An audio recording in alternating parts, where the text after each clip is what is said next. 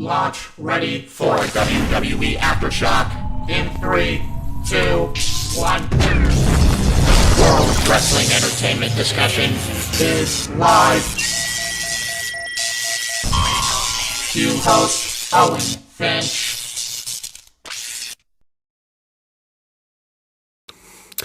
Hey, what's up, everybody? Welcome to WWE Aftershock. I'm Owen the Birdman Finch, and I'm here with Chris. And today's WrestleMania, at least at the time of recording this, it's at least WrestleMania Night 1. We're doing our predictions today. We're obviously doing this late because we didn't really have a chance to really do this until today. We were supposed to do this yesterday, but it's kind of weird. We're kind of doing this at a weird time because, at least a couple matches aren't like confirmed and stuff like that, but we're going to be making weird predictions and everything like that. But, yeah, probably by the time you see this, Stand and Deliver is already going to happen. But again, this is just the best time we could do this. But yeah, Chris, it's WrestleMania. It's finally here. It took us a while to get here, because WrestleMania was late and everything was late this year. So how are you? What's your excitement level for WrestleMania? Very, very much excited. It's WrestleMania. I know people are like, oh, it doesn't feel like WrestleMania. Doesn't even feel like it. But yeah, like it's fucking WrestleMania. It's at an all-time high. Yeah, a lot of people haven't liked the build this year for WrestleMania.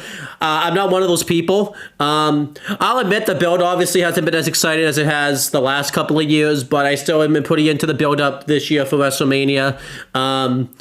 I've enjoyed most of the storylines going into it and everything like that.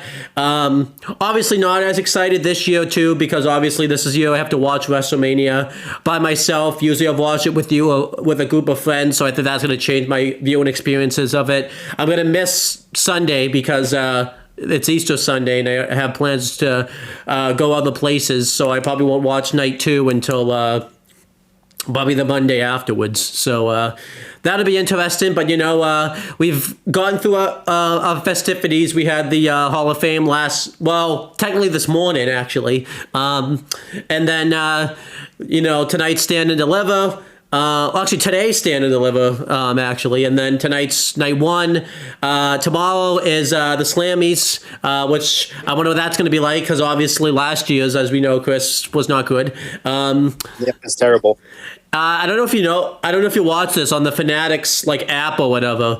Big E even mentioned that it was not great last year, so I'm wondering if they'll improve it this year, type of thing.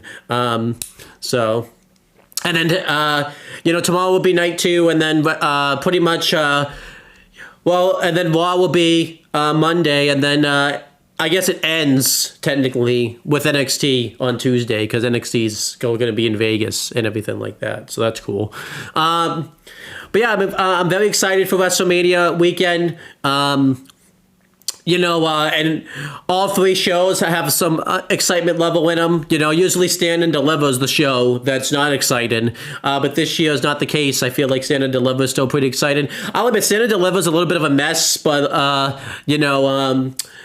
not like it before. I remember when we did this a couple years ago, we were not looking forward to Stand and Deliver at all because the NXT television and stuff like that were real bad. So it's not the case this year. But yeah, let's just get to the predictions and everything like that. I'm going to be reading Steve's predictions for him. So I'll probably read his first, and then we'll do ours since the champion's supposed to go first, and everything like that. Let me make sure I still have his predictions up, so that in that way, let me see where his predictions are. Because I think that sucks is I get a lot of texts from people. I'm trying to remember if he texted me them or sent me on Facebook, because sometimes he does both. So, okay, here they are. Yep, so I'll be reading Steve's off first. Because we haven't done Aftershock these last couple of weeks because of busyness, I think most of the Stand and Deliver cards started coming together when we missed the show the last couple of weeks. So we'll kind of explain the storylines going on and everything like that. But yeah, let's just get it started. There's a pre-show match, Chris. A fucking WWE show has a pre-show match. How fucking weird is that? No way. Don't worry, people are upset though because they are. Yeah. over a match that had zero build to it. Again, I'm just happy there's a pre-show match, type of thing. So, whatever. I said it should have been on the card.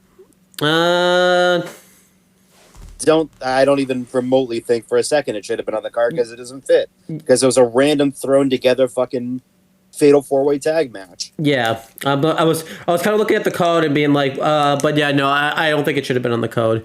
And again, too, I'm happy there's just a pre-show match for a change. So, but yeah, we had the pre-show. We have the pre-show match. It's a fatal 4-way tag team elimination match where the winners will face whoever wins the WWE Women's Tag Team Championship match at WrestleMania. So they'll become the number one contenders on the NXT following Stand and Deliver. It's Metaphors, Last Legend, and Jakara Jackson versus Fatal Influences.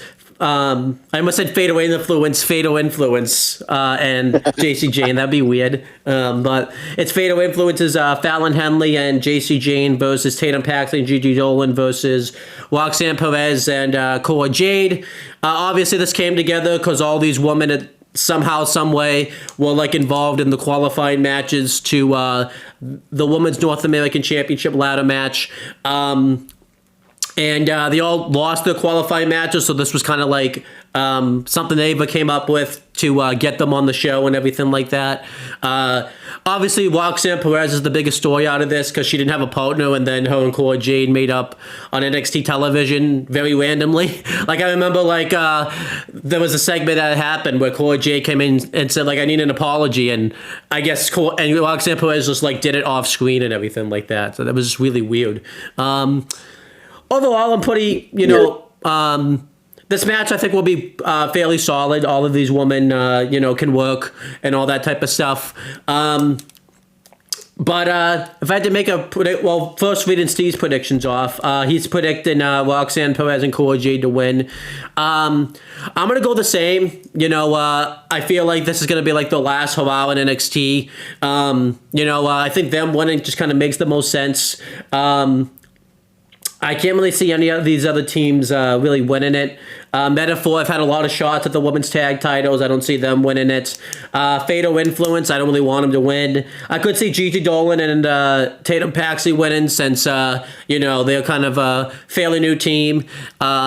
But I think Roxanne Perez and Cora Jade are the women to go with. I don't really think it matters who wins this because I think whoever wins this is winning the belts. So, but depending on who wins the tag title match at Mania, I think I think Roxanne Perez and Cora Jade will win it. It'll be kind of weird though because if the heel team wins at Mania, this is going to make the match heel versus heel unless they're going to use that match to turn Roxanne and Cora face. They could shock us too, and if Roxanne and Cora win and then they win the belts, and that's kind of how they get called up, but they can still show up in NXT. That'd be cool, type of thing. But I just don't see that happening. But I'm picking Roxanne Perez and Cora Jade to win. Who are you picking? I went back and forth on this because it's the Meta Girls had gotten a lot of run recently. They've had a couple of tag team championship matches. Fatal Influence is just fucking stupid. Yeah. And Tatum and Gigi, because they're a new tag team, and they've been kind of getting pushed on both brands, on TNA and in WWE. But yeah, I'm also going to go Roxanne and Cora. I feel like that's probably the safest pick, I would think. Just because Roxanne's already on the main roster.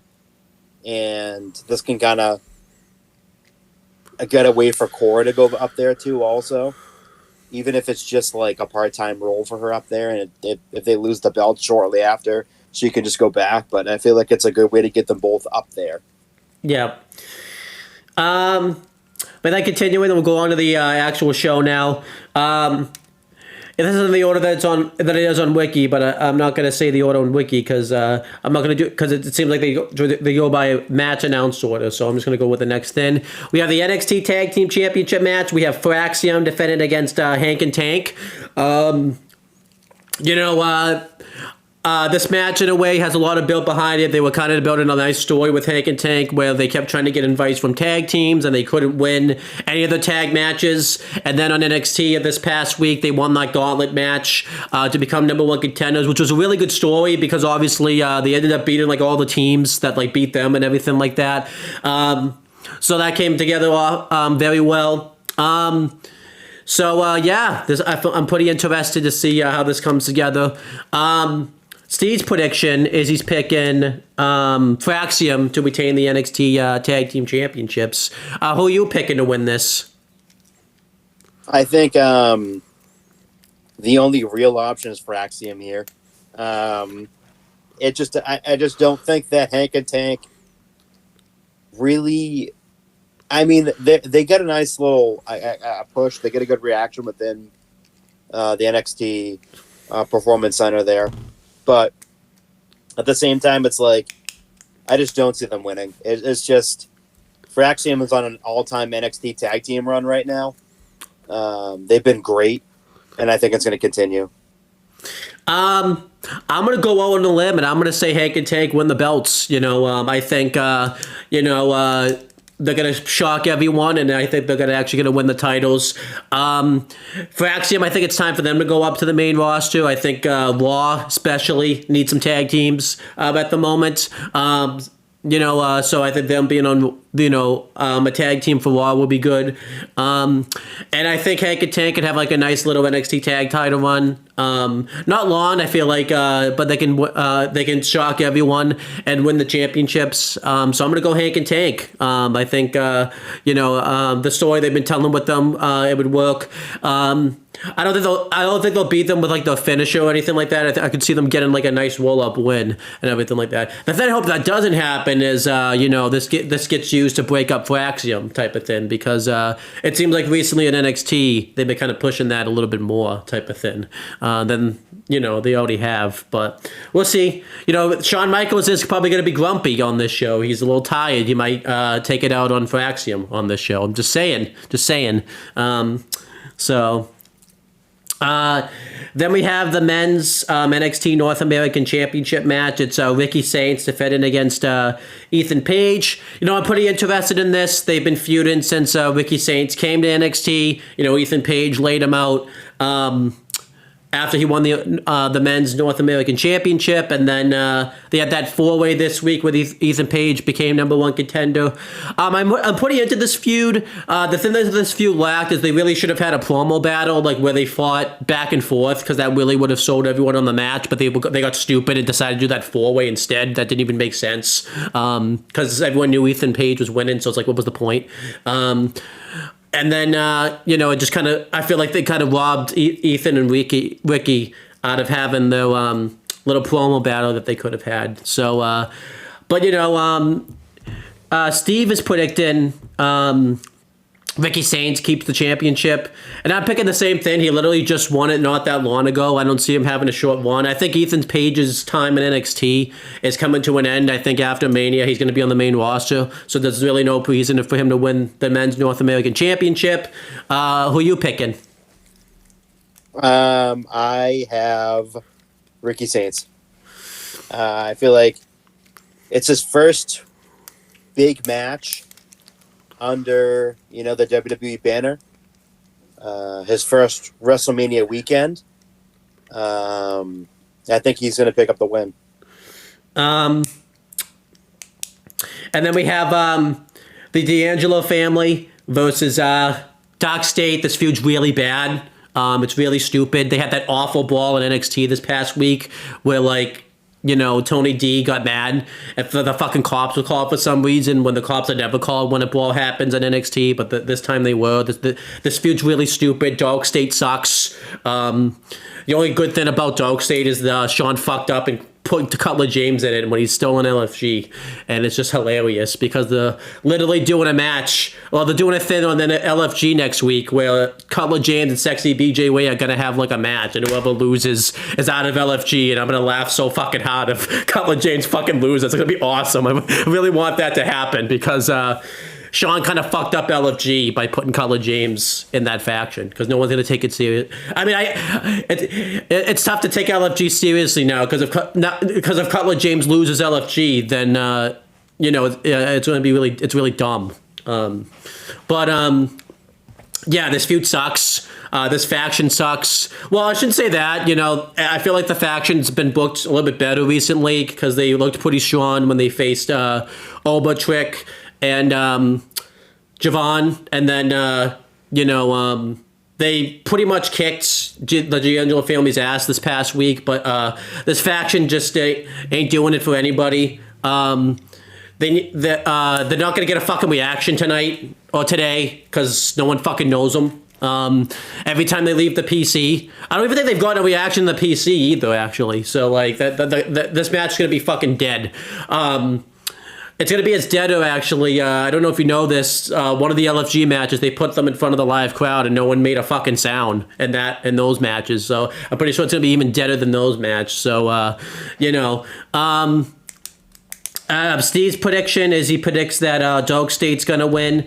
I predict the same. They've been, they're a big faction. Maybe maybe we could start to care about them if they win.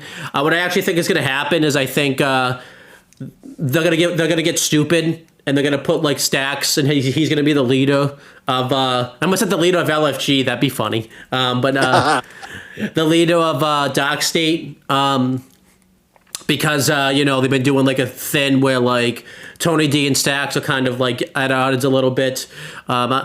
And they're going to use that to have Stacks be the leader. I just don't really see Stacks being in, like, a leadership type role. I think that's going to fall flat on its face. If anyone's going to be the leader of Dog State, again, I think they should have just done my idea and they should have just made fucking Sean Spears the leader of Dog State and just call that the Cullen because that would actually make sense. And everyone that's in Dog State's fucking better than anyone that's in fucking the Cullen. That everyone in the Cullen except for Brooks Jensen sucks, and Brooks Jensen, this incarnation of him sucks. So it's like whatever. But I'm predicting that Dog State wins. They didn't really say like which members of Dog State's going to be in the match, but I imagine it's going to be like the people that wrestled. Because I'm pretty sure one of them didn't wrestle. It's pretty obvious who it's going to be because if you go on the Wikipedia page, only 2 of them have Wikipedia pages, and like Cutler James is already well known. So like pretty sure it's going to be like Dion Lennox, Shaquan Sugars, and Cutler James. So there you go. What do you think of this feud and everything like that? I kind of buried it, but maybe you like this feud all of a sudden now. Maybe Chris Dodd woke up today and was in a good mood. Did you like this feud or did you hate it? I can say 2 things. It sucks. Terrible.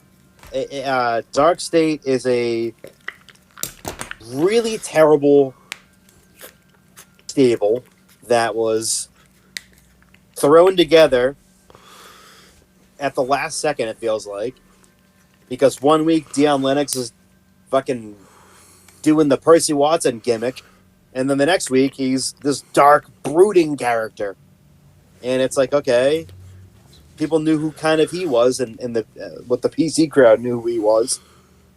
No one had a fucking clue who Cutler James was until LFG started. And Saquon Sugars has been wrestling on the indies for quite a while with DPW as Lucky Ali, along with Javon Evans as Jay Malachi. They signed almost at the same time. So he's kind of known known a little bit outside of the PC.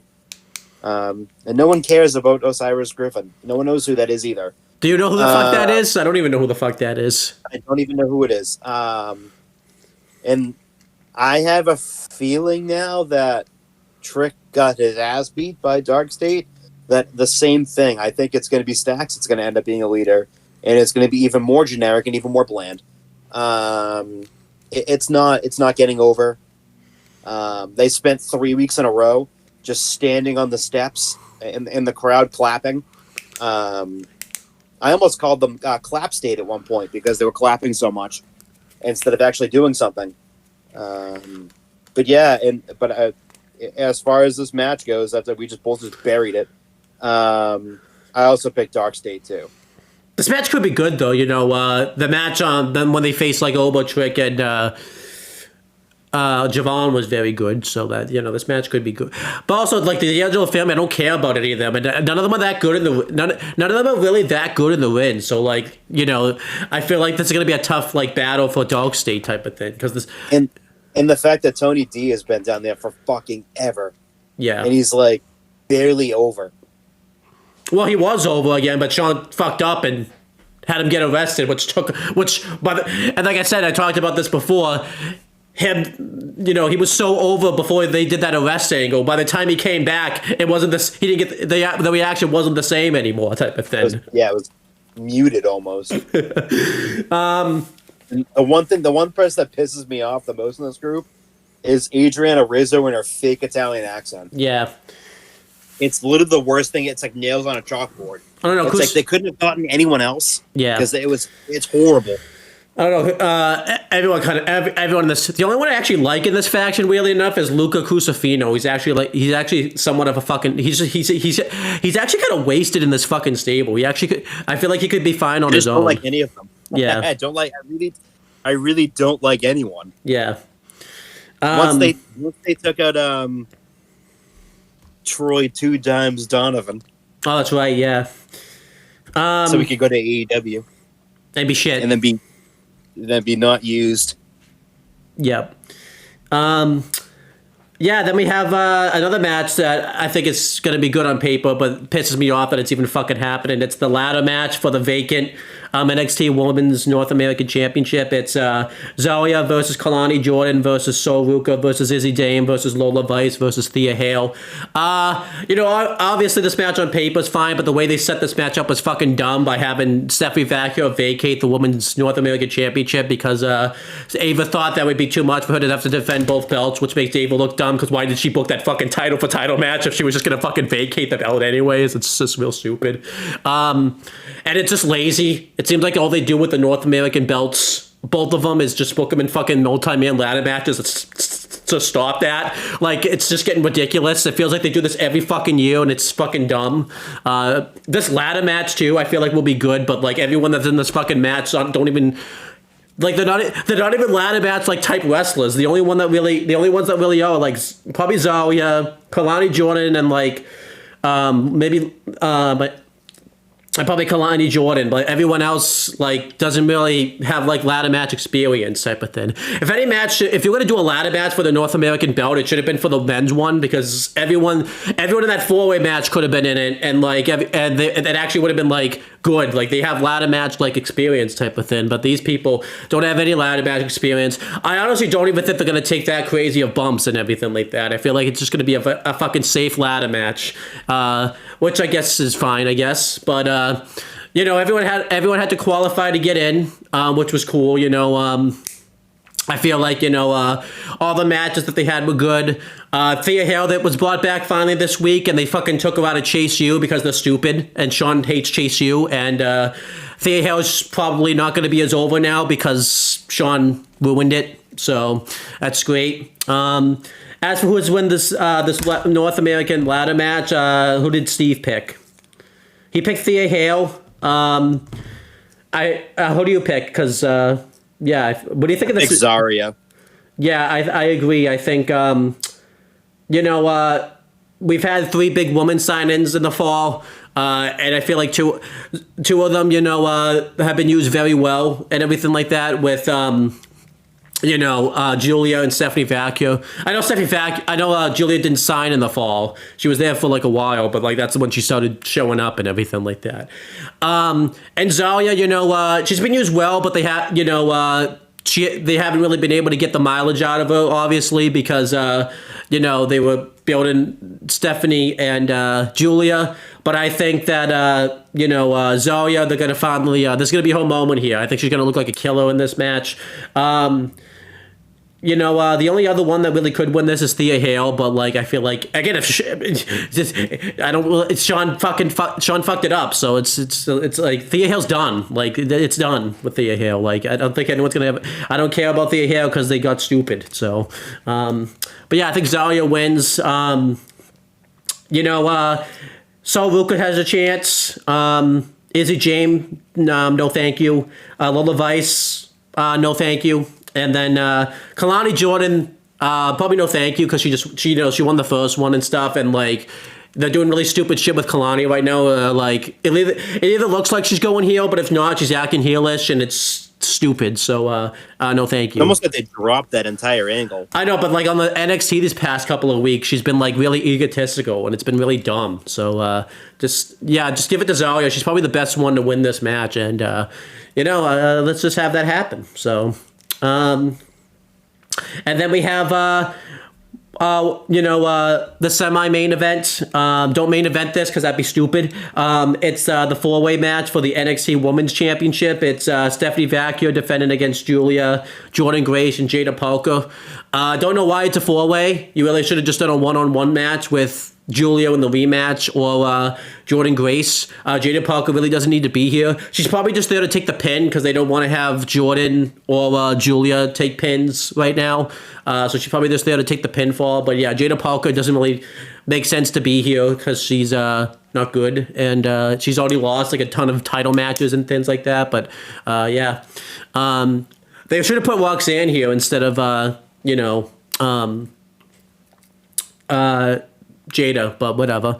And they did this thing where it seemed like Julia turned heel, but I don't know because she's not really acting heelish. The only reason that people say that is because Denise Salcedo posted about it. I'm like, I don't think we're watching the same product, Denise, because she probably did turn heel, but I don't buy it. I feel like she's I think because she's so over, and also plus, too, she hasn't shown up that much recently since like she attacked Stephanie. So I'm not sure. But yeah, the build up to this match has been fine. Minus the Jada Parker inclusion. They did that weird video package where like Jada Parker went from like face to heel like in 2 seconds. I was like, wait, what happened? She was like a face at one point, then turned heel. But Steve picked Stephanie Vacchio. I picked the same, she just won the championship. There's really no reason to take it off her, especially in a four-way. I feel like if she's going to lose it, she's just going to lose it straight out, one-on-one. But yeah, who do you think wins? I think Stephanie Vacchio is going to win. It's just too early for her to lose the belt. Do you think Julia's a heel, or you're not sure? Because I legitimately do not know. I have no fucking clue. So, we'll see. And then we have the NXT Championship match. It's the triple threat match. Oba Femi defending against Trick Williams and Javon Evans.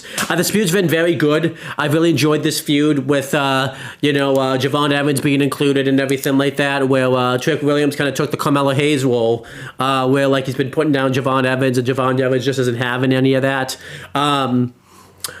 And I think this match is just going to be spectacular. I think it's going to be awesome. Steve predicts that Oba Femi retains the belt. And what do you pick? What do you pick, Chris? Javon Evans. Oh, okay. Any reason for that? I think he. Not. I was thinking between him and Trick because I think Oba's going to get called up really soon. But. I could also see Oba retaining. I could see Trick winning, and I could see Javon Evans winning. None of these, I could see them all winning. Honestly, it's not like one person in this match that doesn't deserve it. But Javon Evans is a highly talented individual. He is one of my favorites in NXT right now. I'm going to go Oba Femi, though. I think, even though I think Oba Femi is going to get caught up soon, probably, I think, because it's a triple threat match, I think Trick can take the pin. And usually, NXT usually does like a big show before the draft. If they do a draft this year, I'm hearing they are. And I remember last year they used that to take the belt off of Ilya. That's when he finally lost. I feel like if Javon Evans is going to beat Oba for the belt, I think he's going to do it straight up one-on-one. And I think Oba will retain the championship. Well, not retain, but like he'll retain here, and then he'll lose the belt at that episode of NXT. And it'll be awesome. It'd be better if that was Oba's first loss, but they fucking gave that away to Tony D for no reason. But, it's what happens. Yeah, that's Stand and Deliver.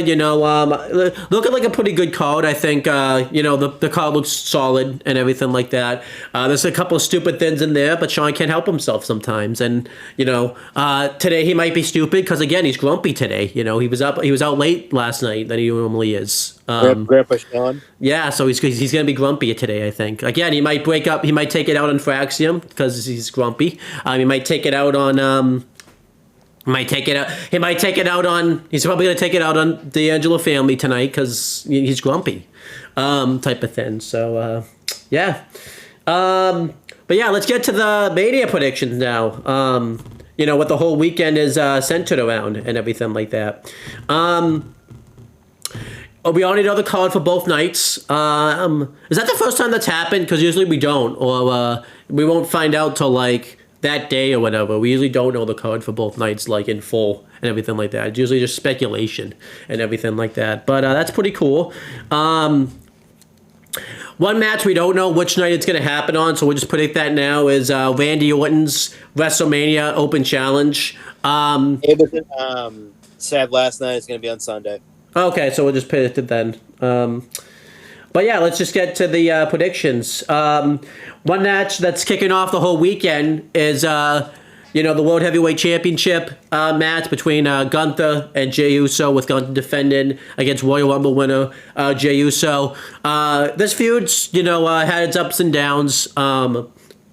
It started out very well because obviously there's that story where, Jey Uso has never beaten Gunther and then he won the Rumble, and then we got this title match and everything like that. Obviously that's been very hot and cold because obviously the IWC wasn't really into Jey Uso winning, but it doesn't seem like that's mattered because, he's getting tremendous reactions and selling out the arena every week. So, I think that's the metric you listen to. This feud was obviously fine in the beginning, but then it got like real stale because they were doing the same thing every week. And then when Gunther took out Jimmy, it seemed like a lot of life got brought back into the feud. And then Jay cut that promo the following week where he was really fired up and everything like that. And even though he's still yeeting and everything like that, I feel like he's gotten a little bit more serious and everything like that. I think when he yeets, it's only been like once, and like you can definitely tell that there's been a little bit of change in him that needed to be made.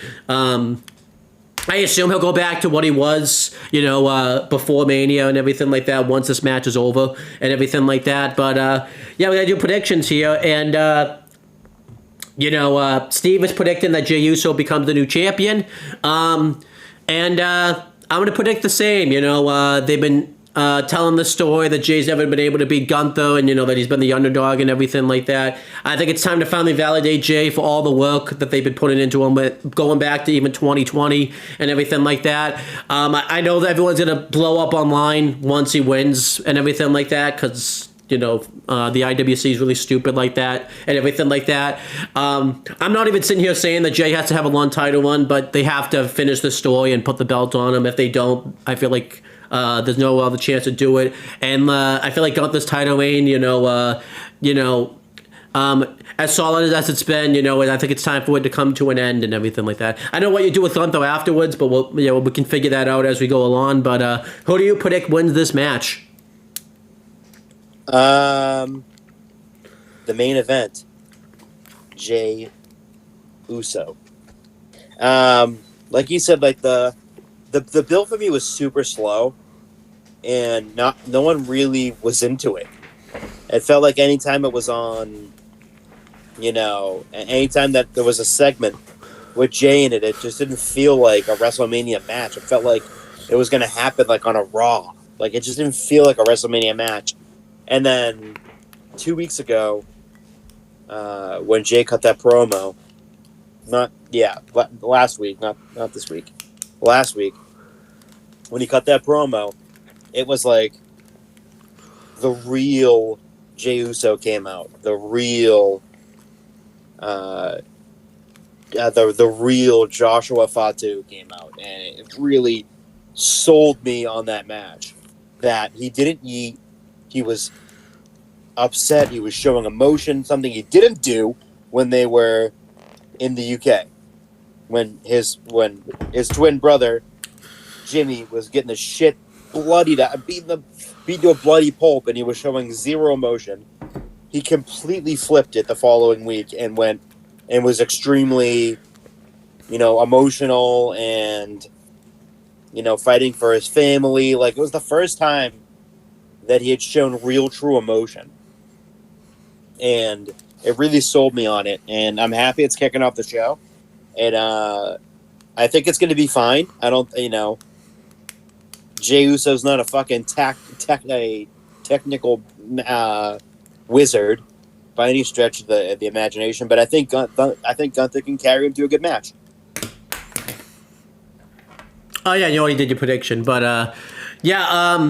and again, I don't think Jey has to have a long title one. Should he? Let's see. I guess that depends on how the crowd reacts and everything like that. And it depends on the booking. If it gets stale real quick, I definitely say take it. But he has to win at least. He has to at least win the belt, and then you can figure out how we get around that.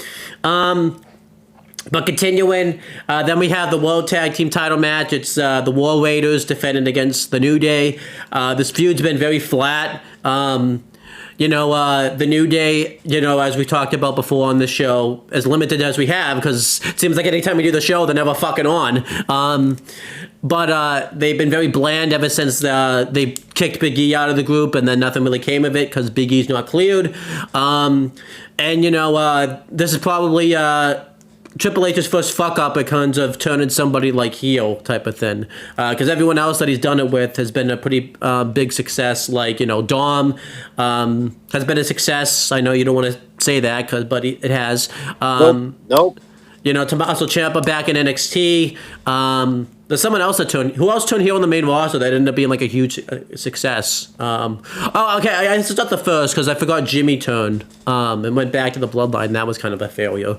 And then Solo was a success. So for the most part, everyone that's turned has been a pretty big success. I think the New Day. Even though Jimmy was a failure, I feel like the New Day was the first big failure because Jimmy, they were able to kind of rectify pretty quickly, but this one they haven't really been able to rectify.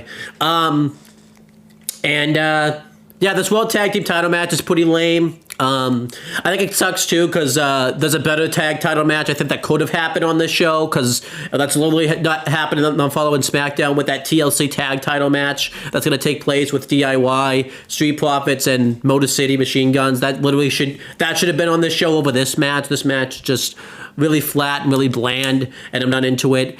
As for who wins, they're probably going to be stupid. Well, they probably should put the belts on the New Day, so I can't really say it's stupid, but I feel like, the World Tag Team title division on Raw is just so flat. I don't really care. I know the New Day just went on the kickoff show and on Friday and said, when we're champions, the belts are a big deal. I feel like it's not going to be the case this time around. I feel like the belts are still going to be bland, and it's going to be a little dumb. The only way I could see the War Raiders winning is if Big E makes a surprise return, but I don't think that's happening. I think the New Day's are winning this. I forgot to read Steve's off first, but again, he's not here, and he's a champ, so it doesn't matter, but he also picked the same. He picked the New Day. Who are you picking for this match, and what do you think of the build-up? It's been very lackadaisical, to say the least, but I also am picking the bland Day. They took everything away from them that was interesting, and they made them bland heels with no character and no personality, and it's just they're so fucking bland. It really is not working. But yeah, I picked them to win. Do you agree that they should have the TLC match should be on this show over this match? Yes, 100% yes. And then we have a match we don't even know is going to happen at Mania, at least in this form. It's Rey Mysterio facing the WrestleMania debut anyways, of I almost said El Dragon Americano. That'd be weird, but it's El. El Dragon. But I almost said like El Dragano. I don't even know what I was gonna say, but there's gonna be dragon in there somehow. But The El Dragano. but it's El Grande Americano. You know, making his first WrestleMania appearance. Yeah, and sure he is. he is. You know, we haven't seen. He hasn't been on the show before as or anything like that. It's his first Mania. But we're not sure if this match is going to happen in this form because doing a 6-man last night, Rey Mysterio got injured. I'm not exactly sure how because it kind of happened very suddenly because I actually didn't even notice it until Steve pointed it out because he was at SmackDown last night and he mentioned that Rey was hurt and then I'm like, oh, because we hadn't seen, he wasn't really doing anything. He was kind of off in the corner and everything like that type of thing. I thought he was just selling because I think he took the heat in the tag match originally. But I think he got injured. He had to be carried out of SmackDown last night. So I'm not sure how this match, what's going to come of this match. The best thing they can probably do is do a substitution since they set this up last night when El Grande Americano screwed over Rey Fenix in the Andre the Giant Memorial Battle Royal. They could do something where Rey Fenix replaces Rey Mysterio. But we're going to predict it as it is right now with, Rey Mysterio versus El Grande Americano, because that's what's being advertised, and we have to go with it. I guess we'll do an alternate thing. We'll predict what happens if Rey can't go. It's tonight, so I doubt Rey's going to be able to wrestle. If it was tomorrow, if this match was tomorrow, maybe. But I kind of doubt that he's going to wrestle tonight. But we'll see. What do you think? Do you think Rey's wrestling tonight? I don't think he is. Yeah, we talked about this like before we went on air. I don't think he is, but then they put out a fucking tweet that said that tonight that Rey Mysterio faces El Grande Americano. El Grande Americano was like, what the hell? I'm like, they wouldn't. I don't know if it was like a scheduled tweet for that time, at that time period, at like 9-10ish, but like, I don't know if he's competing or not. Yeah, but Steve's He prediction. literally had to be carried off. Yeah, There's like fan video footage of him being like full on carried out of the arena. His feet were like not even touching the ground. yeah. So I don't see him wrestling. I'm just gonna ask Steve, see if he'll respond. What's your prediction if Rey can't wrestle? So because we'll predict two things. So we're predicting first if Rey can wrestle, which isn't very likely, but if he can, if the wrestling gods have smiled on him and let him and magically healed his injury. Steve picked Rey Mysterio. Who are you picking if Rey can wrestle tonight? I'm not picking Chad Gable. That's a certain. Yeah, because you're not in the match. You can't pick him. Yeah, a guy with an identical tattoo to Chad Gable. Pat McAfee. And the same fucking cut marks on his hands as Chad Gable. Pat McAfee explained this perfect. No, Pat I McAfee. wonder who it is. If you watch the Pat McAfee show, he explained this perfectly. Everyone that gets that tattoo that he has, he's seen a lot of people with that same tattoo. Yeah, sure. The same exact cut marks on his hand, on his knuckles that Chad Gable has. I mean, like Steve said. I wonder who it is. Like Steve said, there's a lot of fists that fucking Chad Gable under a mask. Like Steve. I mean, Steve pointed this out. A lot of people, do a lot of closed fists in wrestling, so it's a very common injury that happens in the wrestling business. Delusion is real. I mean, again, when Rey Mysterio asked for this match, he didn't ask for Chad Gable. He asked for El Grande Americano. And again, Rey Mysterio's been saying he's playing into Chad's ego. No, he's not. He knows what's right. And again, we've seen him in the same room together, so you can't even do that. No, we have not. Yes, we did. Remember that segment backstage when? The segment where Chad looked very out of breath. Oh yeah, that one. I wonder why. I mean, I just feel bad for Chad Gable. Very spooked too. But we'll see. But who are you actually picking? That's actually it. Mysterio, not Chad Gable. Well, Or El Grande Americano. Thank you. Chad Gable in a mask. It's not. By the way, now built from the Gulf of Mexico. Now built from the Gulf of Mexico because people got upset, even though it's a comedy gimmick. Well, I mean, again, we didn't really know much information on El Grande Americano, so they finally found this. Yeah, he's from Minneapolis, Minnesota. No, he was an amateur wrestler in Chad Gable. Again, he took a lot of inspiration from Chad Oh, Gable. look at that. He had the same tattoo and the same cut marks on his knuckles. I already went through this. We're not going through this again. I gave you. I wonder who it is. I can't wait. I cannot wait till one of the either if it's Rey Mysterio or if it's Phoenix, and they pull that mask off and it's fucking Chad Gable. We'll see. We just have to let the story. We have to let the storyline play out. I cannot wait. We have to let the story play out. We have to see what happens. I cannot wait. But the same taunts as Chad Gable again, taking inspiration from those before him. So. Oh yeah, definitely. Does the same exact. Looks the same. A lot of people look alike. Maybe it's a doppelganger situation. Again, you're just reaching at this point, man. You're just reaching, So same everything. Wow. But yeah, if it's Rey Mysterio that wrestles tonight, I'm gonna pick El Grande Americano, which is first WrestleMania. So I feel like they're gonna give him a nice win on his first Mania. Do you think he'll be nervous since it's his first Mania? I mean, he beat at WrestleMania plenty of times beforehand, so no. No, he hasn't. Yeah, he's competed plenty of times at WrestleMania without a mask, and his name is Chad Gable. Again, you're just reaching. No, I choose to live in the present where it is Chad Gable. You haven't even seen the storyline play out. It might not even be Chad Gable. It might be somebody else. Oh yeah, definitely wouldn't be Chad Gable. Same tattoo, same fucking. Again, I already went through this, so same everything. I already went. Same moveset. I already went through this.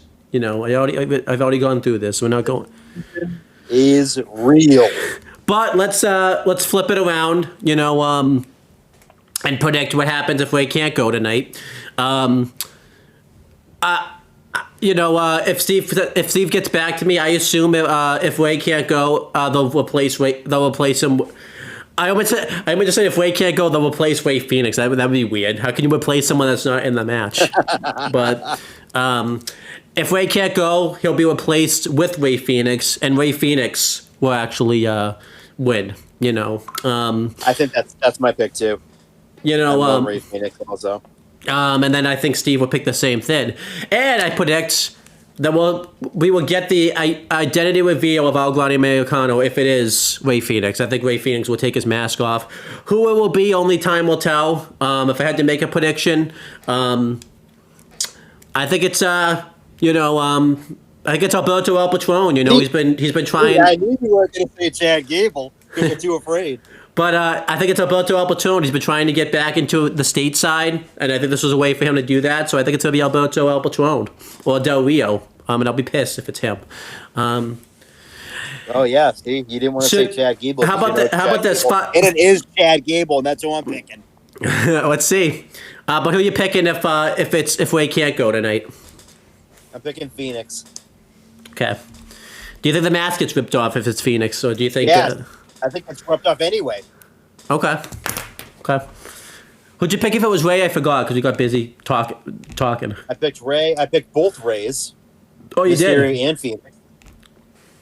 But yeah, let's continue going over night one. We kind of lost track there because we have to, do some investigating and stuff. Just, doing some stuff. Just real shit. We have another match. It's the first time ever there's a women's match. Well, a lot of people say that it's the first women's match. It's not for like a belt or anything like that, but that's not true because they had the Playboy matches and things like that. But I guess the first real women's match that will take place, it's not for a belt and everything like that. It's Jade Cargill versus Naomi. This feud's been pretty solid. they obviously planned this match for a while. This is definitely one of those matches when they planned it. I think they thought it was gonna be a bigger deal, but I think it kind of got lost in all the big stuff going on with like Cena, the triple threat, and everything like that. If this match was taking place like maybe at Chamber or something, I think it'd be a bigger deal type of thing. But it doesn't seem to be the case. This feud's been pretty personal. I've been pretty into it. Naomi's been kind of weird as a heel at the moment because, they're trying to go like the Shades of Grey thing where she acts very heelish towards Jay, but then like last night on SmackDown, her and Bianca had like a face-off and things, and it got real weird type of thing. But as for prediction, Steve is predicting Jade Cargill wins. Who you predicting wins this? I think Jade wins. It gives her her first big WrestleMania solo match because it's only been in WWE for a year. Technically, wrestling-wise. So I think this is like the first of many WrestleManias for her. So I think this is going to be her first big win. Honestly, I've been kind of going back and forth because, Naomi needs to win. It's her first match as like a heel, pretty much, and everything like that, and they need to validate it. But, they're putting a lot of stock into Jade Cargill. I feel like, it's going to kind of ruin Jade Cargill's stock if she loses. So I think Jade Cargill's going to win. They could still continue this. They could have Naomi lay her out the next episode and continue this feud further and everything like that. So I think, Jade Cargill wins, and depending on how night 2 goes, there might be a bigger evil coming, in Jade Cargill's future and everything like that. So we'll see what happens. Then we have the men's United States Championship match. It's LA Knight defending against Jacob Fatu. This feud's come together pretty nicely. Fatu won that last man standing match that got him the title shot, and he's laid out LA Knight a few times and things like that. LA Knight took out, all of the bloodline and everything like that. So it's gonna be 1-on-1. Steve predicts Jacob Fatu, and I predict the same. I think it's finally time to really launch Jacob Fatu and everything like that. A lot of people say he should win in a squash. I don't think he should win in a squash, but I think he should dominate a good portion of the match. I think it should be like a maybe like a 70-30 type of match where LA Knight, he gets like a comeback and everything like that. But the match is mainly a domination by Fatu, but not a squash type of thing. But yeah, I think you should. I think if they're gonna really get Jacob Fatu like really going now type of thing. They've been kind of doing that anyways, but I think he's gonna be a dominant. I think he honestly he should break Lex Luger's record for. Title, like holding the belt the longest and everything like that. Like that's how much I think they Shockey should put him. He should be after this title reign, he should be like the longest reigning U.S. champ ever, not just in like WWE but ever type of thing. And I'm not sure like what direction they're gonna go. The direction they could do too is they could have LA Knight retain where Solo inadvertently cost him, but I think that'd be dumb. I mean, I think you could still do the turn without Solo costing him. I think you could have on SmackDown the next episode.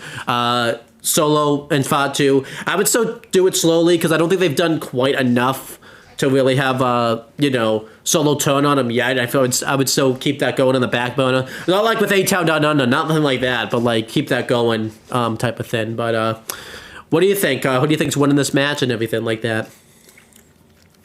I think it's gonna be Jacob Fatu. This is gonna be like his crowning moment, and so far in his young WWE career. I think this is going to be a showcase for him. This is scary, though. I'm scared. Also, too, I think there's still a lot you can do with Fatu. Like him and Braun can have great matches for the belt and everything like that. But we'll see.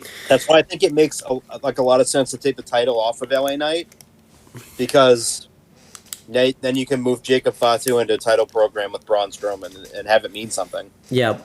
And LA Knight, I think, could go to Raw and fight for the world title because I think it's time for him to go to. Because he's not going to main event status on SmackDown for the WWE title because there's just too much going on. So the world title would be a great fit for him. Oh yeah. Then we have the women's championship match. It's Tiffany Stratton defending against women's Royal Rumble winner Charlotte Flair. This feud's gone off the rails very quickly. It's been originally it was kind of like whatever, but then like they had that segment on SmackDown where they took some pretty personal shots at each other, and it seems like ever since then it's been kind of like they're trying to keep them separated now as much as they can, because I don't think they've had like a segment really together really since then. Honestly, I wouldn't be shocked if after this match it's a one and done program. I don't know if they had more matches planned for them, but now after what happened on SmackDown a few weeks ago, I feel like they're gonna go separate paths. But this feud's gotten very uncomfortable very quickly, and not in a good way. But as Steve predicts, Tiffany Stratton retains. Who do you pick to win this match? I also picked Tiffany to retain. It would be pretty insane if Charlotte won. I wouldn't be surprised if Charlotte won, but fucking Tiffany needs this win way, way more. Yeah, I agree.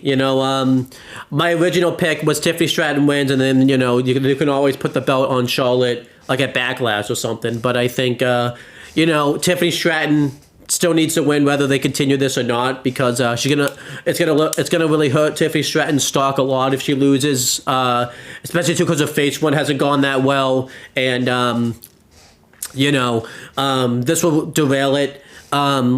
It's again like the WrestleMania 39 thing all over again with Rhea Ripley. Well, actually more so 36, because Rhea Ripley was really red hot, and then they took the belt off her. I think that was forced though, because her visa expired, so they didn't have a choice but to take the NXT title off her. But like it really hurt Rhea's stock back then, and I think the same thing will happen is if Charlotte wins this, especially too, if it's going to be like a one and done thing, and they don't do business together anymore. Tiffany Stratton really needs to win this type of thing. They could always do something else with Charlotte Flair. She's easily a name that can just be put in a title program at any point and everything like that. She could go, challenge for the women's world title and everything like that.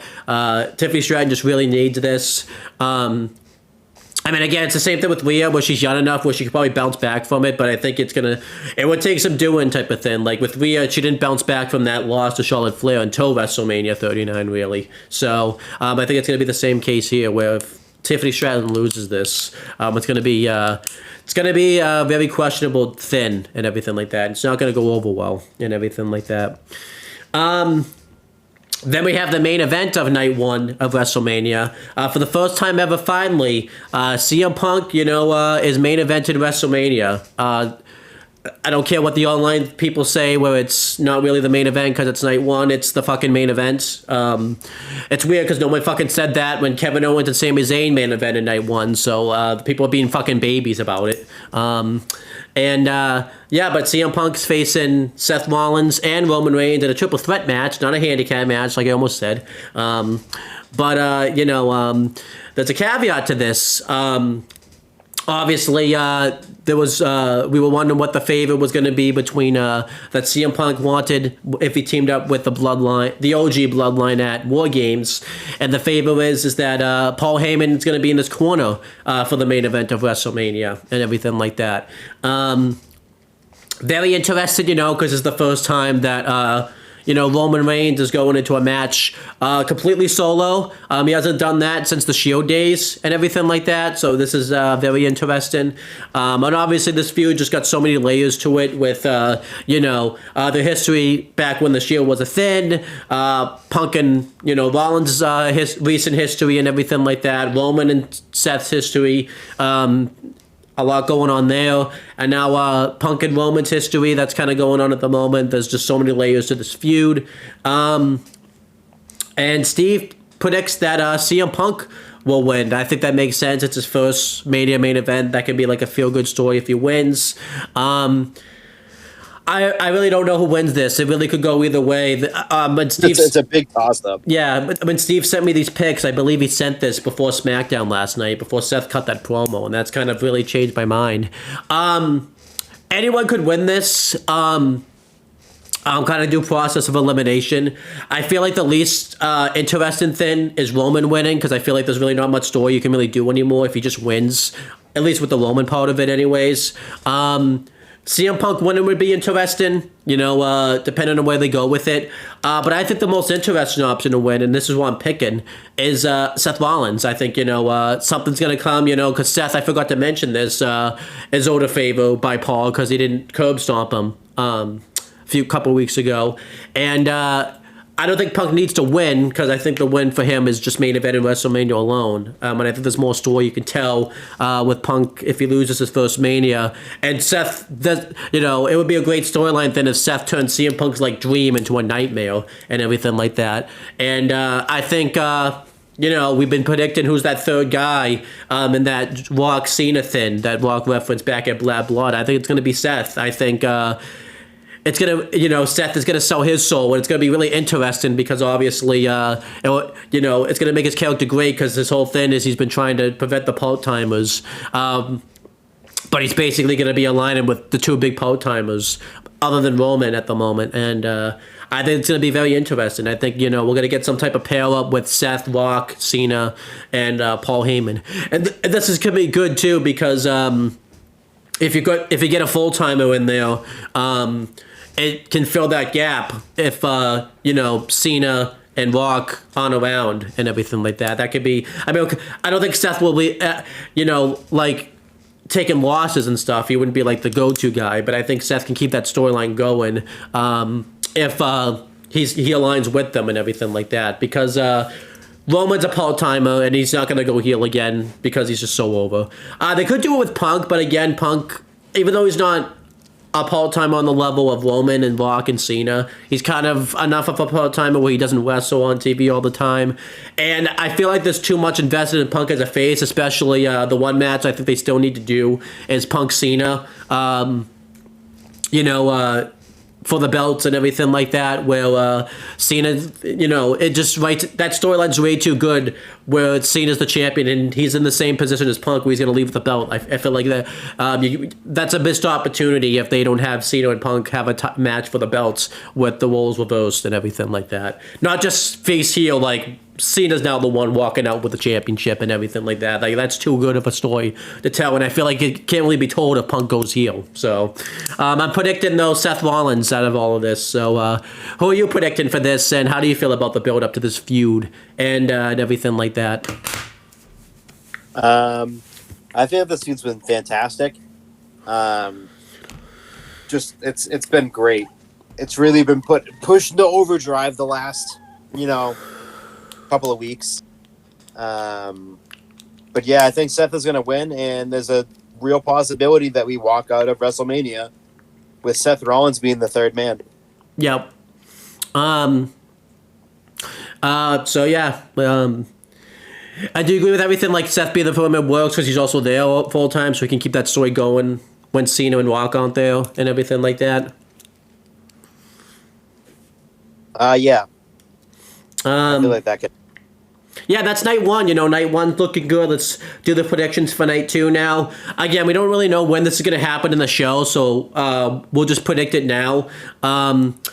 With Randy Orton's WrestleMania Open Challenge, obviously he was supposed to face Kevin Owens, but then, Kevin Owens ended up having a neck injury, that he's had for quite some time, which is insane with the bumps he was fucking taking during that time and everything like that. It's insane. I don't know if it started out small, and then it got worse because obviously he was doing some extreme matches, like the ladder match at the Rumble, and then the match at Chamber with Sammy, and everything like that. But they had to pivot in a big way. And they had to take Kevin Owens out of Mania. We don't even know when he's coming back. One report said that he wasn't coming back for 2 years, which was fucking false. I'm pretty sure that got debunked very quickly. I feel real bad for Kevin Owens because I don't know if you watched the Hall of Fame yet. He's actually at the Hall of Fame, and that must be tough for him to not necessarily go to the Hall of Fame, but obviously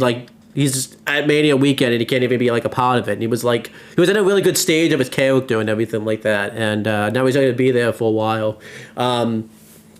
He hasn't even done his surgery yet, obviously. I'm assuming he's probably just going to wait till after Mania to just do it, type of thing. So, actually, is he going for surgery? They did say they don't know what's going on. He did say he is going for surgery, correct? Or am I wrong on this? Yeah, I don't know when, though. Okay. But, yeah, so KO's going to be gone for a while. So Randy Orton doesn't have a path to Mania. Obviously, the teasers have been there. You know, obviously the biggest one is Nick Aldis, because obviously he laid him out, and they've been going back and forth with each other a lot and everything like that. With some of the surprise returns being teased and everything like that. You know, like with Aleister Black, since those vignettes have been playing and everything like that. You know, Rusev just re-signed. They can pull somebody up from NXT. Steve Coakley tonight, you know, he told someone to step up. Steve Coakley could step up tonight and face Randy Orton. He doesn't have wrestling training, so, it's not going to be good for him, but, he could step up tonight. Karate Man from TNA could step up tonight and face, Randy Orton. Chad Gable doesn't have a match at WrestleMania. He could step up. Not as Chad Gable in your mind. But Chad Gable does not have a match at WrestleMania at the moment. So they could be fucking lame and just give it to Solo, and that'd be stupid. But they could do that. It's always a possibility. They could get stupid and do just Solo and be uninterested. Who else, am I pointing out? Yeah, they could get someone from TNA, since they have that partnership going. They could get somebody there. They could get, we could find out that it's someone, that AEW and WWE quietly formed a partnership, and they get someone from AEW and everything like that. Probably not, that's the least likely thing to happen, because WWE and AEW are never going to, well, I know they say never day never, but I don't think a partnership really benefits WWE. It benefits AEW, but that's why they're not going to do it. So, if anything benefits AEW, it's not going to happen, pretty much, is how I kind of put my money, type of thing. They could get a one-off and have Cope come back and be in it, and not put Randy over because he's an asshole. So that's very possible. I'll lead Steve's off first. He predicts, that's going to be Aleister Black as the mystery opponent. And he predicts that Randy Orton will lose. We'll start with you. Who do you think the opponent will be, and does Randy Orton win or not? I am going to choose Rusev. I think Randy is still going to win, but I think Rusev's going to give him a hell of a match. Yeah, this one's tough because Backlash is in Randy Orton's hometown, St. Louis, Missouri, and I feel like they want, depending on how the main event is, I think he's going to have a big main event title match there. So you want to kind of have him go on with a big victory and everything like that. And I think that was the idea, is if Kevin Owens was able to be in the match and everything like that. Obviously, that can't happen now. I don't think it's going to be Aleister Black, because, again, I feel like it will hurt Aleister Black. Plus, too, the vignette on SmackDown at the end revealed that it wasn't until 4:25 and everything like that, which is the SmackDown after Mania. Now, they could shock us and he could just debut, because maybe those vignettes seem like they've been pre-taped, and this was before Owens went down with his injury and everything like that. So maybe they're gonna shock us and he just debuts anyways. I'm gonna agree with you. I think it's gonna be Rusev. He just re-signed recently, and I think Rusev will win. I think it would be kind of weird if Rusev comes back and loses a big match right away and everything like that.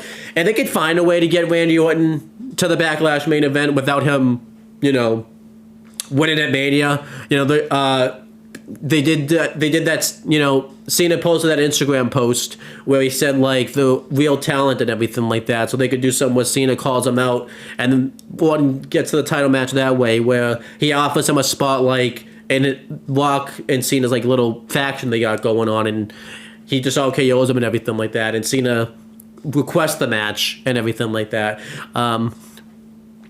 Because I'd be fine with it. So yeah, I'm gonna go Rusev. I think that would be a great pop for Rusev. However, I think they're gonna swerve us, and I think it would be teased like it's gonna be Nick Aldis because of what they've been doing on SmackDown, and it's gonna be like someone returning or debuting, and I think it's gonna be returning Rusev. Hopefully to the Rusev theme song, they don't fucking make a new song for him, because Oh yeah, give me some fucking Def Rebel garbage. But let's get to the actual stuff that's confirmed and announced for WrestleMania Night 2. We have the Women's World Heavyweight Championship match. It's Io Sky defending against Rhea Ripley and Bianca Belair. This storyline's come together very nicely, where Io Sky beat Rhea for the belt, and it's basically the whole story's been Rhea trying to get into the match at WrestleMania, and she finally got in because Bianca couldn't be a referee, which is pretty funny. And I've been really into the build up to this match. I kind of like the fact that they went this approach. A lot of people were kind of upset that they overcomplicated it and had just Rhea, not just be booked in the match and everything like that. But I actually enjoyed it for the most part, just because if Rhea got into the match very easily, I don't really know what they would have done storyline wise. I think the storyline would have gotten more stale. The fact that Rhea had to go through a path to get in, I thought was really good and everything like that.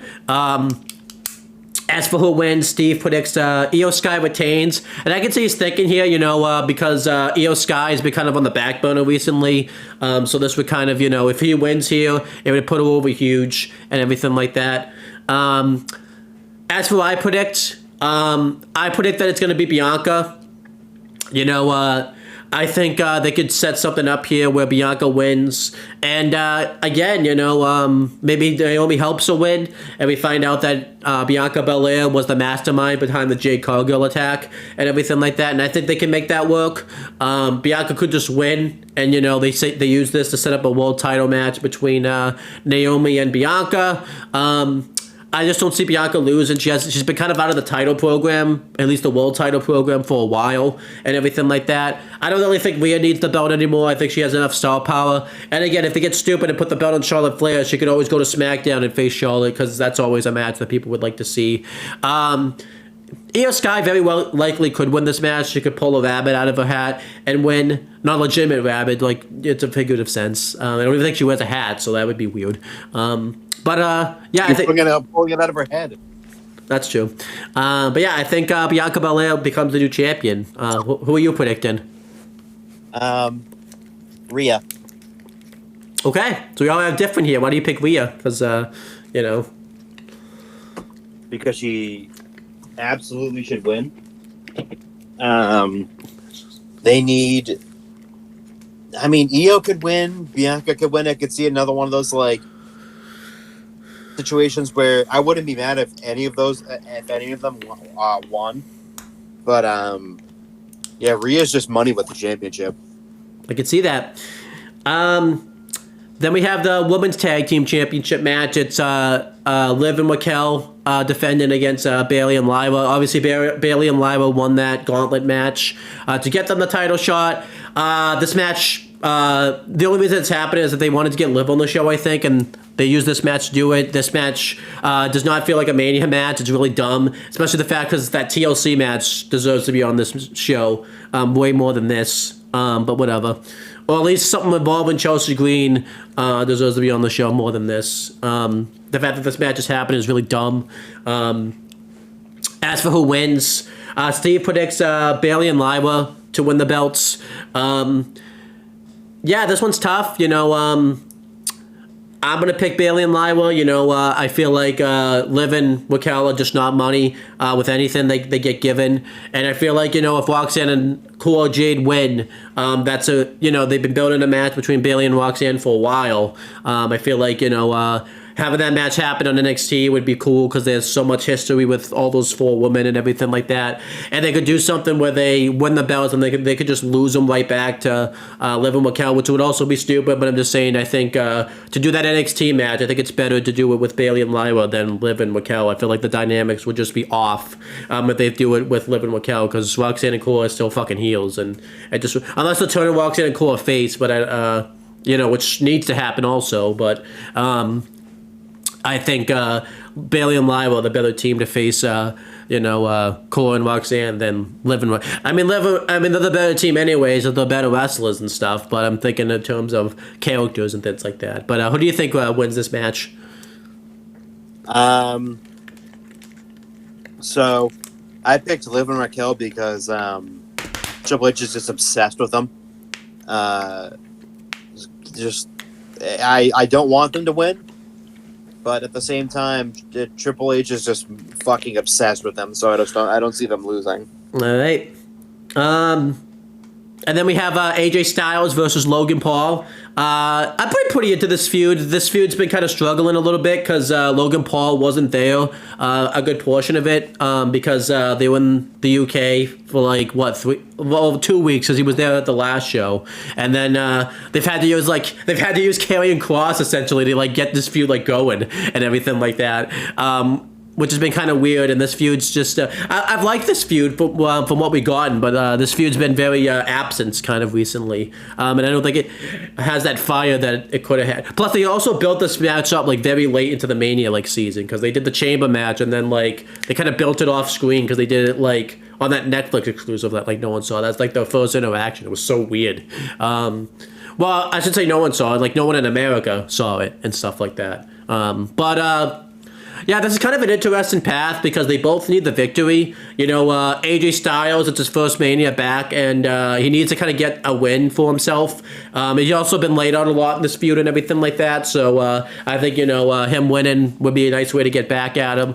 However, though, Logan Paul recently took a lot of big losses recently. He lost to LA Knight at SummerSlam. He did win the Rumble, and he also lost in the Chamber match. So he kind of needs to win also. And plus, too, his whole thing is he gets heat and everything like that. And I think he could just get heat anyways, but it's not going to really work if he doesn't win. Because I remember he ran into this issue a little bit with, in 2023 when he just started losing a lot and everything like that. Steve predicts AJ Styles. I don't know why he did. He's not here to speak for himself, so I'm not going to guess. But who are you picking to win this match? Because they both need a victory.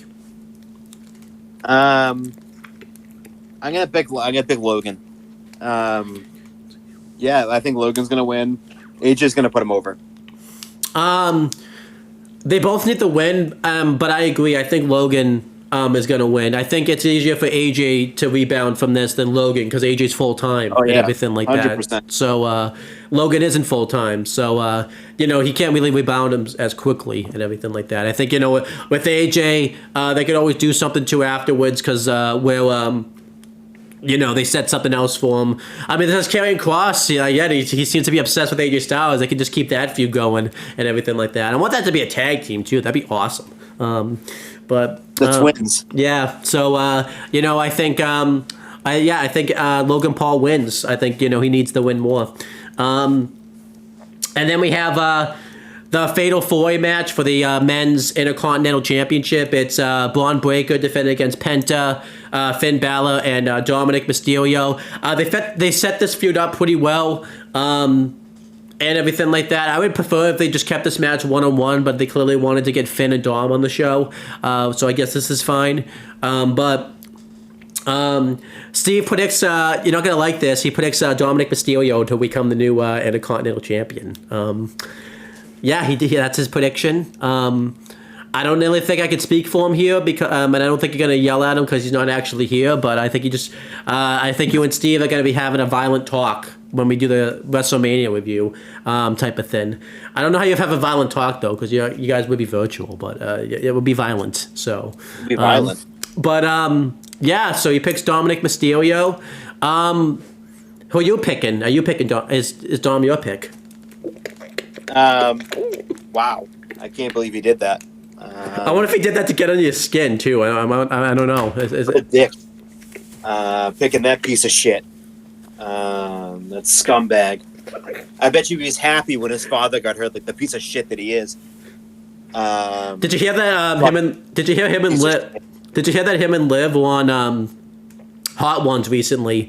And one of the questions was he a pussy? Because he is. one of the questions was he had to like look into the camera and apologize for all the dastardly things he did with his father or eat a death win, and he chose to eat a death win over apologizing to his father, Rey Mysterio. I think he's a piece of shit. What do you expect? He's an ungrateful son. He grew up rich, and he grew up with this amazing father. And guess what? His sister is a sweet angel. And what happened? I don't know what happened with the other piece of shit, but he is what he is. There's no change in that fucking ungrateful piece of shit. Yep. But Penta, I think he's going to win his first huge match in World Wrestling Entertainment. It's going to be a win, and he's going to win it. Yeah, I agree. I think Penta wins this. It's his first big WrestleMania moment and everything like that. I think he could win the Intercontinental Championship, and there's a lot. He gets featured every week, so the belt would get featured. I think Braun is going to move up to the main event scene and everything like that, and then this is going to be used to break off Finn and I almost said Finn and Damian Priest, but that's already happened. So. Oh yeah. But Finn and Dominic Mysterio. I bet you're even upset that I actually said Damian Priest instead of Dominic Mysterio. I confused the two of them somehow. So,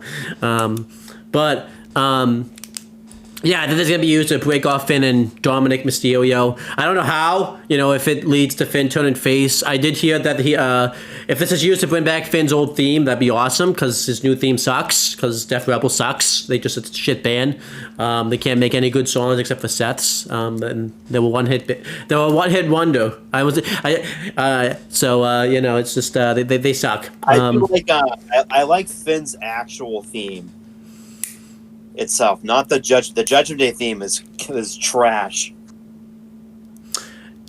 But if it's not the fact that he's coming out to fucking crickets with that song, I feel like just shows how bad Def Rebel is at themes.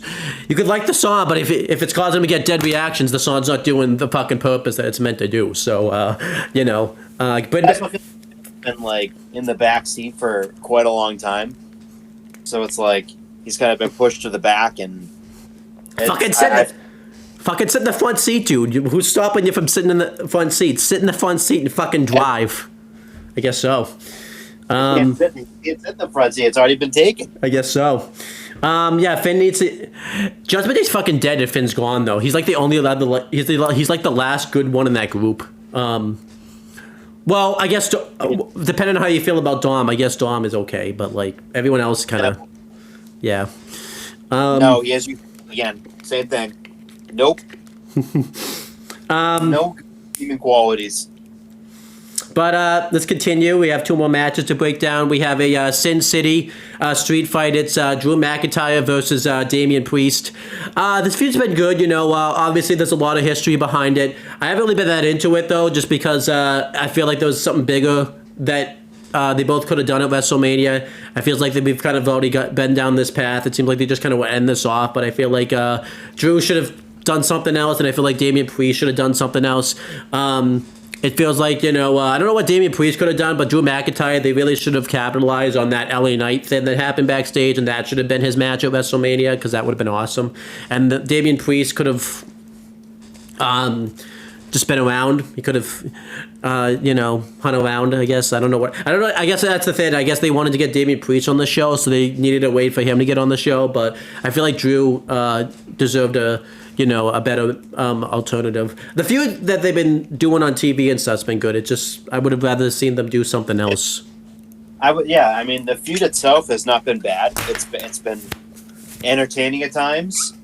Like the spot with the car was pretty cool, but yeah, like I feel like they're going kind of backwards in this feud. Like they're kind of going backwards, like back to this feud. Yeah. Steve picked Drew McIntyre, and who are you picking? Drew McIntyre. I'm picking the same. He needs a win. I guess he doesn't need a win, but I feel like this loss will hurt him more than Damian Priest. So it's going to hurt him more than Priest, because Priest is like, he can afford a loss, whereas Drew's been losing way too much, and he can't afford a loss anymore. Yeah. then we have the match that's going to break your fucking heart. It's the WWE Undisputed Championship match. It's Cody Rhodes defending against John Cena. You know, John Cena has broken your heart in this feud. You know, he sold his soul to The Rock, and then he broke up with you. Well, not you, but the whole fan base, but more specifically, in your mind, you.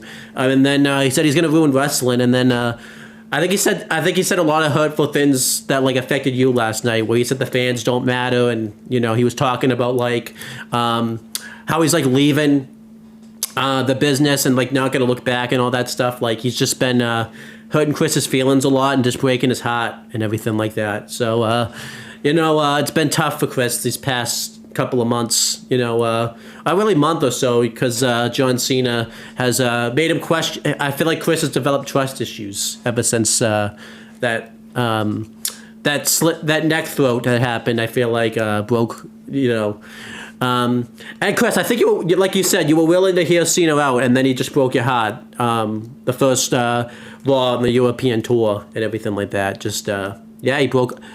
How do you feel about this feud? Because I feel like you have to kind of, you know, we'll go with, how do you feel about it professionally without, you know, looking about it like personally and all that type of stuff, and then we can look at the personal side of this. Through my tears, through my broken heart, my shattered heart, in a million pieces, I thought that this was done really well.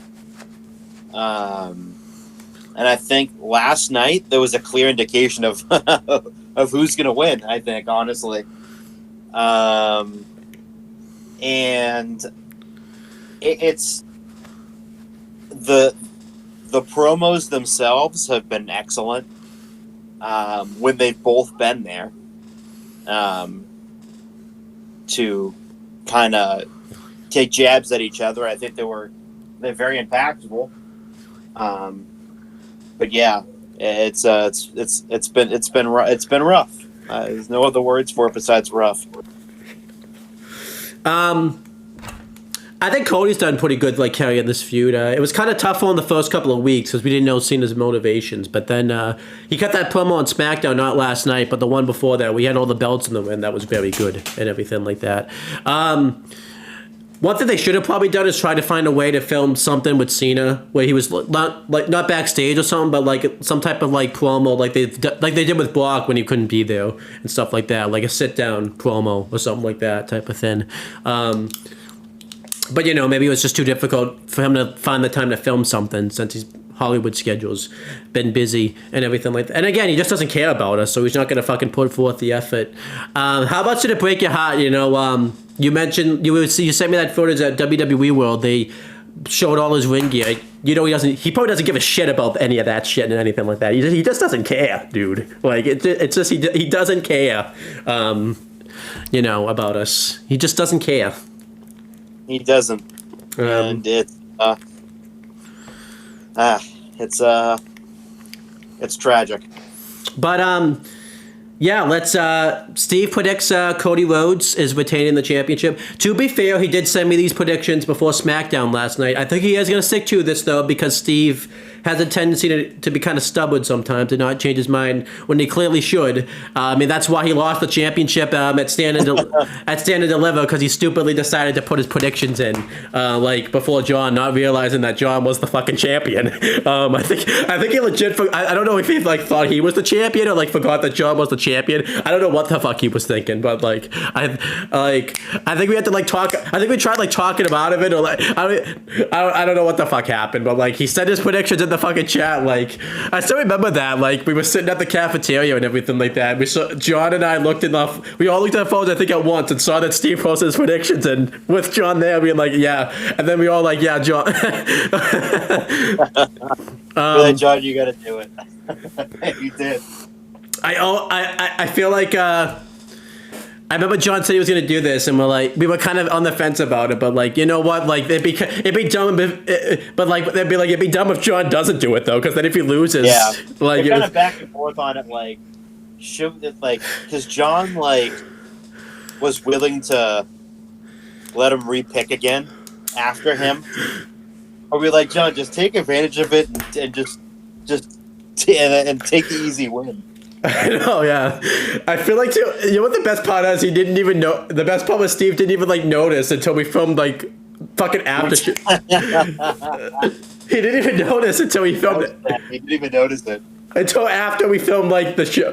Yeah, it was like halfway done with the predictions, and he realized, oh wait a minute, I put mine first. Yeah. So, yeah, so he picks Cody Rhodes after all that bullshit I just went through there. Who are you picking? You know, this is tough. Are you gonna, you know, because are you gonna think about this professionally? Are you gonna think about this personally? Both. It's really tough. It's really hard because I love Cody so much, and he's just an honorable man who's doing right by his fans. And yeah, this sucks. I'm gonna have to go Cena. After everything that I saw last night, Cody hitting another crossroads on him, I just feel like they're kind of like almost slapping you in the face, like retro Vince style, where if the champion stood tall, you knew he was losing at the PLE. So I think I'm gonna have to go John on this one. I agree. Before last night, I was picking him anyways. I feel like, there's really no point in doing this heel turn if he loses, because I feel like there's so much you can get out of this with, him having the belt and holding the hostage, and then, like, the last show of his tour or whatever, he loses it. I still want them to pull something where, like, he actually doesn't retire, and, like, he just wrestles again until, like, Mania. I think I was thinking about last night was they could always have him actually, like, successfully retire as champ, and, like, someone has to push him to come back, like, at Mania and all that type of stuff. Or they do, like, a thing like they did when Punk won the belt, where, like, they crown an interim champion, and... and then Cena like keeps on like taking pictures of like the belt, like how Punk did it, like in the fridge or something like that. Yeah, and then like whoever the champion is, whether that's Cody or if it's like a nice big baby face, he says like he has like he keeps calling out Cena, and like finally Cena gets pushed to like accepting his challenge and all that type of stuff. Or they could do the path where Cena says like, hey, like, you have to go through all these guys to face me and all that type of stuff, and then I'll come back and all that type of stuff. But I think... Or at Backlash in St. Louis, Randy squashes him in under 30 seconds. I think that could happen, too. It'd be dumb, but that could happen. This John Cena heel turn, I think...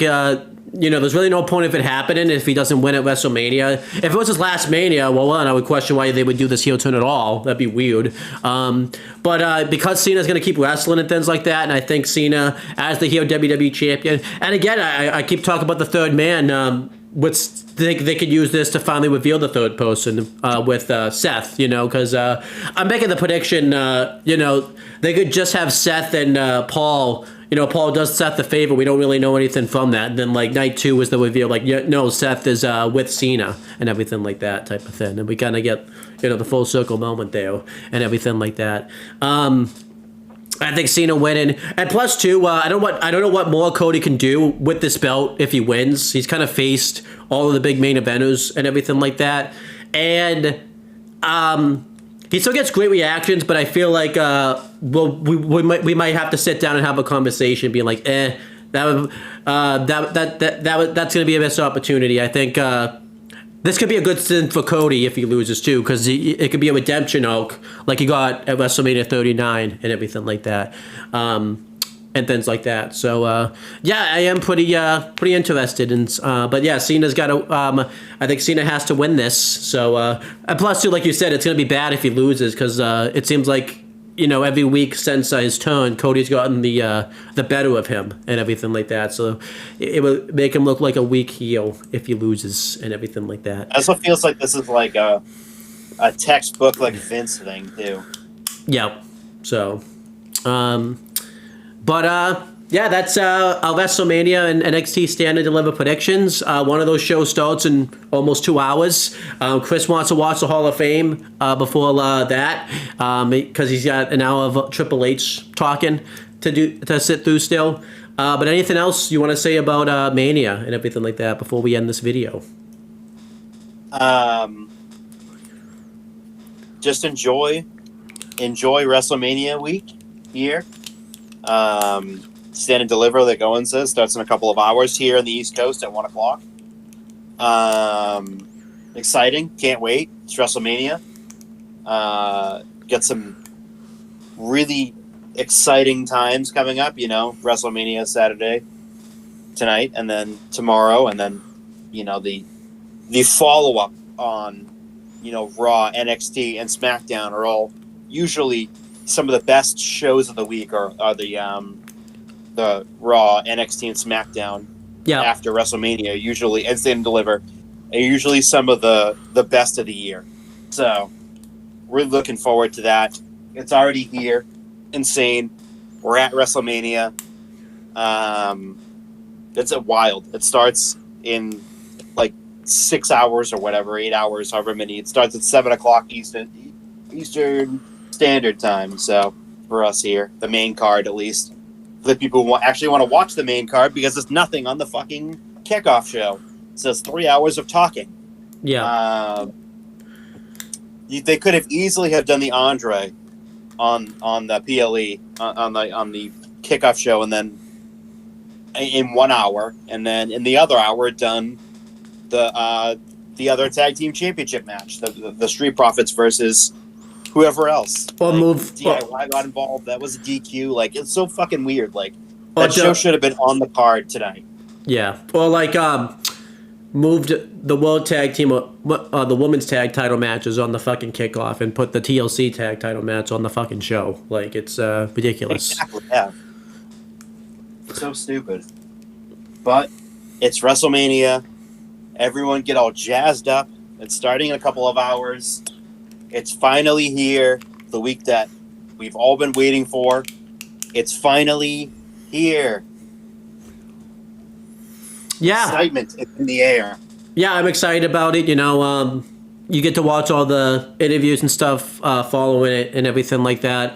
Obviously, I'm going to miss night 2, which sucks, but I'll watch it the next day. I'll probably, I'll be home from Easter probably at 8. It sucks because you can't not with Netflix, but you can't you have to wait till it all finishes on Peacock before you can watch it type of thing, which really sucks. But what I'll probably do is watch the kickoff the night before, not the kickoff, but the countdown show the night before, and then the next day watch the actual show and everything like that. It's probably the best way to go about it.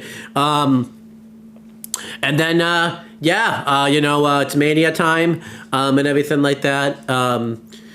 I was thinking we'll do of us doing a channel update video, but I guess I'll just announce it here since we're saying final comments. We've been pretty active, better than last year's stuff and everything like that, but we didn't do any of the retros we wanted. We didn't do any of the other stuff that we wanted to do because obviously, I got busy with my other channel finishing up Yellow Jackets and stuff, and now that's finished, so my focus won't be there as much. I can't, and then we didn't have time to do the retros when we wanted to do them and everything like that because of scheduling issues and everything like that. But we are going to start to upload obviously more stuff like we've wanted to, with the retros. We're thinking of starting a new show called Greatest and Worst Moments, where we just sit here for an hour on the timer and everything like that. Just mention greatest moments of whatever topic and everything like that. Those John Cena retros we planned. We haven't been doing them obviously because it's just been busy, but we're gonna finally sit down and start doing them and everything like that. And then obviously some special retros involving shows we've covered on WWE Aftershock and rundown shit since it's the 10-year anniversary. Chris and I have known each other and everything like that. And then we want to do a special retros for AEW since AEW is special celebrating the is it sixth year or fifth year this year? Actually, I don't know because I don't keep up with it as much as I did. But though it's not really going to be a celebration, though. It's more going to be a dissect of why we don't cover AEW on this channel anymore because you know, a lot of the shows are during the downfall stages of the time frame and everything like that. And then you know, we're gonna do other things. We'll probably figure it out. We've ended GM, I think, because it just didn't really work. Maybe we'll do it again. I'm not sure. But it was too tough to do GM. And then we're doing all this other shit now. We can't really fit GM in anymore. Yeah, just be on the lookout for this channel because obviously we have planned to do all this stuff. And we've been pretty consistent, you know, for the most part, obviously. Not as consistent as I don't think we would have liked, but it definitely better than it was last year and everything like that. Before I end this off, anything you want to say on that? I just want to do a deep dive on the channel and everything like that. No, I got nothing else to say. But yeah, I'll let you watch the Hall of Fame, finish it. But that's pretty much it, guys. Make sure you check out all these channels and everything like that. And since this is being recorded in the past, we will talk to you guys in the future.